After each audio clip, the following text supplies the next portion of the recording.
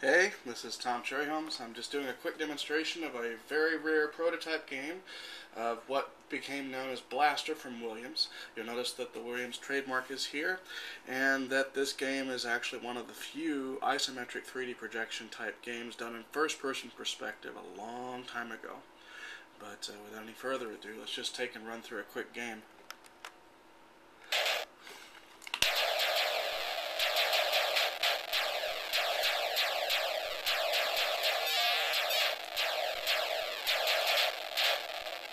As you can see, everything is built entirely of polygon, just squares. Very simple, but very effective.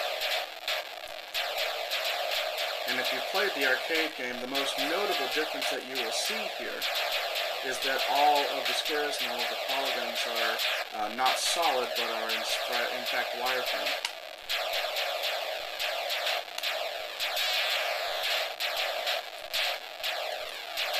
A very common misconception with this game was that the arcade game was actually done first.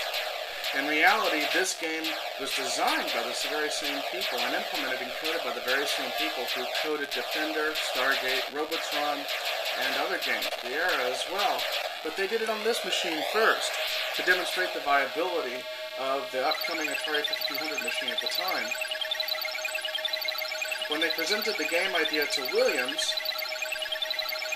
turned it down and instead told them to make an arcade version of the game. As you can see, the gameplay is very prototypical. If you've played the final arcade game, some of the stages are very different. And the stage order is very truncated. There aren't as many stages.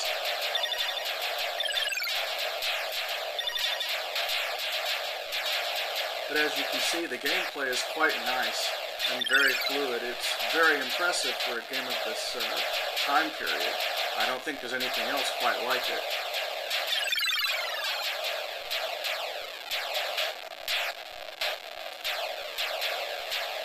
You can barely see the score indicator up top, but as we can see, we're already up to 47,000 points. And still on my first life. That's probably the only other flaw of this particular version of the game, is that the skill level is very easy, especially in the lower levels of the game. However, skill does ramp up fairly quickly.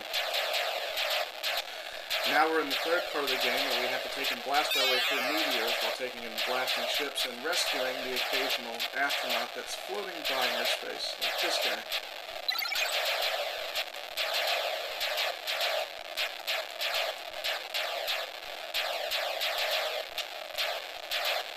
Nice thing here is that you can hold down the fire button to keep things firing, which is a good idea with this game, since really the game's whole objective is just to blast everything in sight. We now see an energy caplet. We grab the energy caplet, and with that, we find ourselves transported to the next level. And onward. Repeat.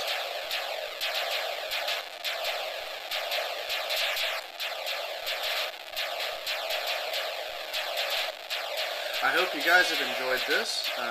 This game, I love to play this game on occasion, just to sit and marvel at the graphics and realizing how much they're doing here, given the fact that this is running on a machine that's just under 2 megahertz in clock speed. Well, with that, I will let you guys go. Later.